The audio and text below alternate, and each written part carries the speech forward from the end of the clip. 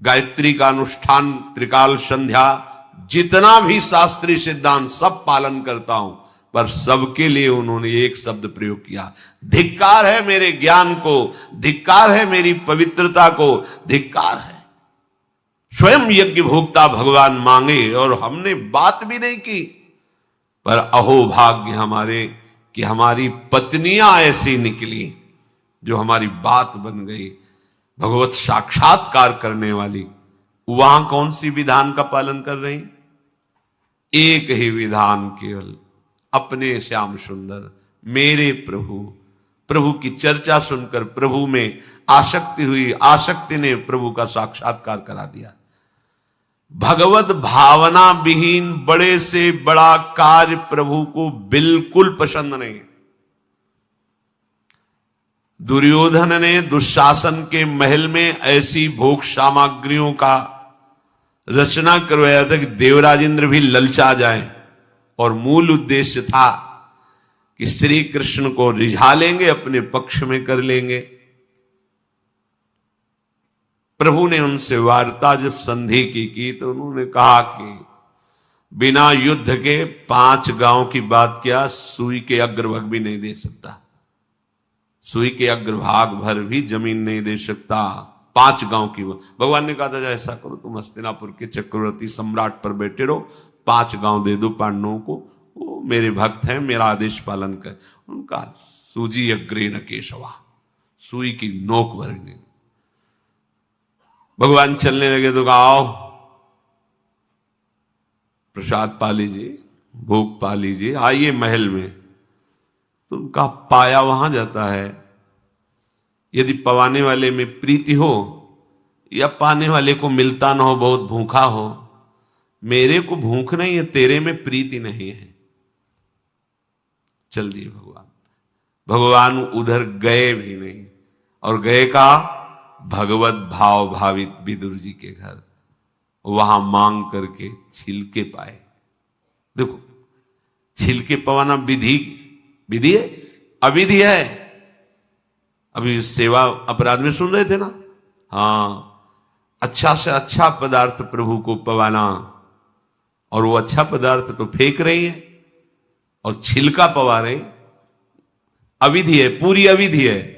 लेकिन यही सही विधि है, क्योंकि वो है ही नहीं भाव में इतनी ऊंचाई पर डूबी। उन्हें कोई, जैसी विदुरानी जी वैसे ही लालजू महाराज पा रहे, उनको भी शुद्ध लगे और कह रहे वाह बहुत सुंदर, बहुत स्वादिष्ट। वो भाव पवा रही तो वो भी भाव का स्वाद ले रहे।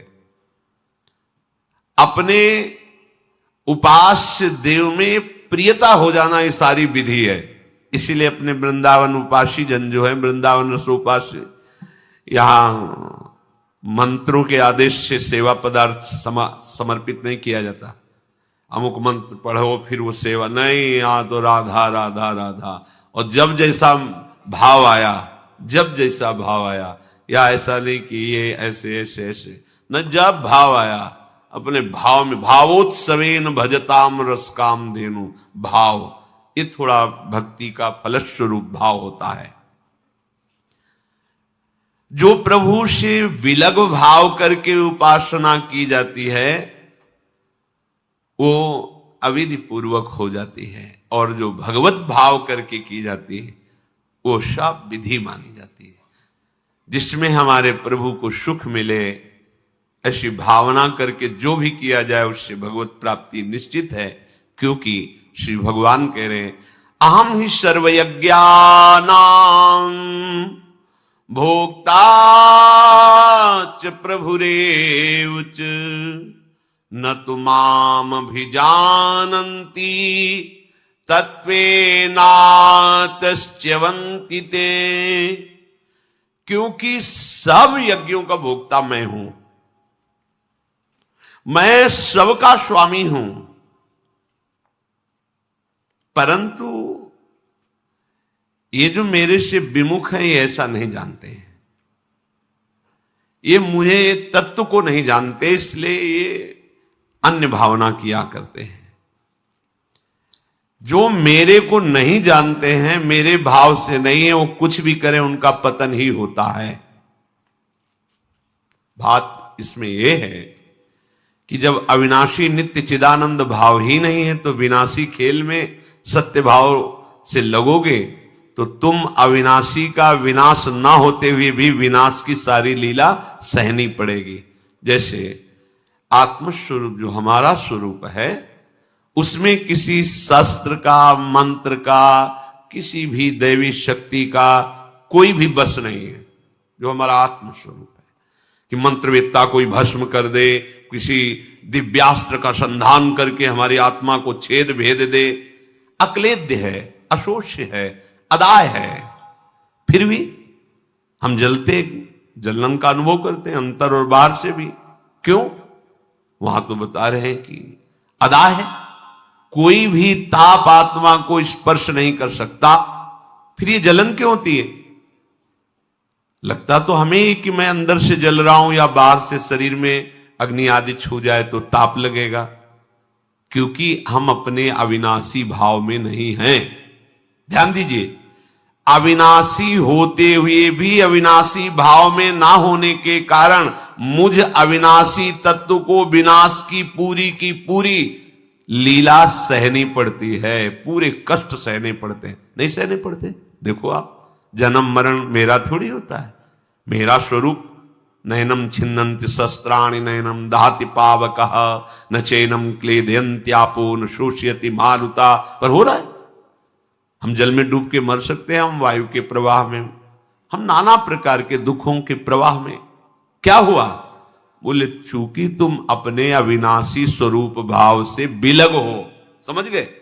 वही बात यहां श्री भगवान कह रहे हैं कि यदि तुम ये भाव नहीं समझ पा रहे कि सबका भोक्ता मैं ही हूं, सब यज्ञ जितने भी साधन सबका फल प्रभु ही है, मैं सबका स्वामी हूं। जो मेरे को तत्व से नहीं जानते हैं, मेरे पर भाव नहीं करते, उनका पतन ही होता है। कारण ये अविनाशी भाव ना होने के कारण, विनाशी में सत्यत्व भाव होने के कारण परिणामता कुछ हाथ नहीं लगेगा, केवल नाश ही नाश। जब हम प्रभु की तरफ चलते हैं तो उसमें प्रधानता होती किसी संत या शास्त्र के वचन। ऐसे आप चल ही नहीं सकते। कभी भी कहीं भी कोई भी प्रभु की तरफ चलेगा, पहला कदम चला होगा तो किसी न किसी संत के वचन सुने होंगे या शास्त्र के वचन, दोनों एक ही बात है। जो संत भगवंत की वाणी है वही शास्त्र है। बिना उनके वचन सुने परमार्थ का पता ही नहीं चलता है। तो जब हम प्रभु की तरफ सत्संग सुनकर चलने को होते हैं तो ये दो मुख्य बाधाएं आकर खड़ी हो जाती हैं। भोगों की भोग वृत्ति, संग्रह वृत्ति जो हमारे अंदर रही है, तो वो हमको इतना कमजोर कर देती, लगता है अगर ये चीज नहीं होगी तो हम रह नहीं पाएंगे, ऐसी ऐसी व्यवस्था होगी तो हम नहीं रह पाएंगे। बड़ा कमजोर हो गए अपने लोग। हाँ, ऐसा होना चाहिए, ऐसा होना चाहिए, ऐसा होना चाहिए। भोगों का भोक्ता और भोगों के संग्रह युक्त स्वामी भाव। मेरे पास इतनी खेती, इतना बैंक बैलेंस, इतना परिवार, ऐसा ऐसा, और देखो हमारी दिनचर्या में ऐसा चलता है, हम ये खाते रहें, ऐसे करते रहें, ऐसे, और ये सब होता रहा है। अगर हमें भजन मार्ग में तो ये सुविधा चाहिए, ऐसा ऐसा। इतना कमजोर हो गया है मनुष्य कि वो भोगों की भोगने की वृत्ति और भोगों के संग्रह करने की वृत्ति और भोक्ता और संग्रहित वस्तु का स्वामी मैं, ऐसा, ये पहली परमार्थ में बाधा वृत्ति है। और ये प्रायः हम सब बड़ी खुशी से बाधा लिए चल रहे हैं। देखो ये बड़ा सूक्ष्म, चूंकि देखो अध्यात्म है, अध्यात्म तो जगत से बिल्कुल ऐसे है। कोई बड़े भाग्यशाली जन होते हैं जो सुनना चाहते हैं, उनसे भी बड़े भाग्यशाली जन होते हैं जो चलना चाहते हैं, उनसे भी बड़े भाग्यशाली जन जो चल रहे हैं, उनसे भी बड़े भाग्यशाली हैं जो महत्व रखकर चलते हुए उसका अनुभव कर रहे हैं। जो अनुभव कर लिए तो सतरति सतरति सा लोकान तारयति, वो स्वयं तर जाते हैं, स्वयं तर जाते हैं, लोगों को तार देते हैं। ये उल्टी बुद्धि लेकर जब परमार्थ में चला जाता है तो थोड़े ही समय में वो परमार्थ से विमुख हो जाता है।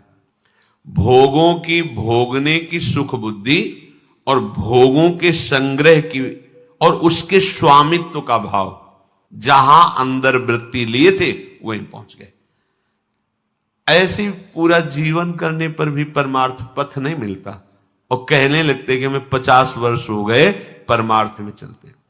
ये बात समझ लेना, परमार्थ पथ एक कदम भी चलोगे तो तुम्हें इतना स्वस्थ और मजबूत बना देगा कि तुम्हें कोई परास्त नहीं। एक कदम, अरे 12 वर्ष में तो सिद्धि प्राप्त हो जाती है। किसी भी मंत्र को, किसी भी नियम को 12 वर्ष तक किया जाए तो सिद्ध हो जाता है, ऐसा संतों ने वर्णन किया है। पर हम ये कह रहे हैं कि 50 वर्ष भी आप लगा दीजिए, अगर ये दो भाव आपके सुधरे नहीं तो कुछ समझ में नहीं आएगा आपको। आपको याद होगा हितधाम में एक समय शाम टाइम लगभग 75 वर्ष के विरक्त भेष के महात्मा ने एक प्रश्न किया था कि मैं किसी ऐसी आदत से परेशान हूं जो आज 75 वर्ष का हूं, फिर भी मुझे वो करना होता है। अब क्या करूं, अब तो मरने का समय आ रहा है। मुझे आश्चर्य नहीं, सर्वाश्चर्य हुआ।